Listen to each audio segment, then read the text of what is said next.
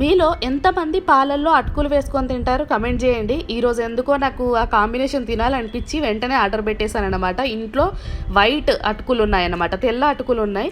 నేను ఎప్పుడు కొంచెం హెల్తీగా డైట్లో ఉన్నప్పుడు ఇలా రెడ్ పోహా ప్రిఫర్ చేసేదాన్ని. సో ఈరోజు ట్రై చేద్దాం, బాగుంటుంది కదా పాలల్లో అని చెప్పేసి ఆర్డర్ పెట్టేశానన్నమాట. వైట్ అటుకుల కంటే కూడా ఈ రెడ్ అటుకులు అంటే కొంచెం బ్రౌనిష్ కలర్లో ఉంటాయండి. ఈ అటుకులు చాలా మంచివి హెల్త్కి. డైట్లో ఉన్న వాళ్ళు, వెయిట్ లాస్ అవ్వాలనుకున్న వాళ్ళు, కొంచెం హెల్తీగా తినాలనుకున్న వాళ్ళు ఈ అటుకులు ట్రై చేయండి. కొంచెం మందంగా ఉంటాయి కానీ టేస్ట్ మాత్రం సూపర్గా ఉంటాయి. ఇవి మిల్క్లోనే కాదండి, నార్మల్ మనం పోహా కూడా చేసుకోవచ్చు, అటుకుల ఉప్మా టైపు ఏ రెసిపీ అయినా చేసుకోవచ్చు, చాలా బాగుంటుంది. సో మంచిగా కొంచెం లైట్గా షుగర్ వేసుకొని ఈ అటుకులు వేసి కొద్దిసేపు నాననిచ్చి తినాలి, సూపర్ టేస్ట్. అండ్ మీరు దీన్ని పాలల్లో కంటే ఛాయ్లో ఇంకా ప్రిఫర్ చేయండి, బాగుంటుంది. సో ఈరోజు ఇది అన్నమాట. నాకు బద్ధకం అనిపించినప్పుడు నేను ఇలా తినేస్తాను. సో మీరు ఎప్పుడైనా తిన్నారా కమెంట్ చేయండి. బాయ్.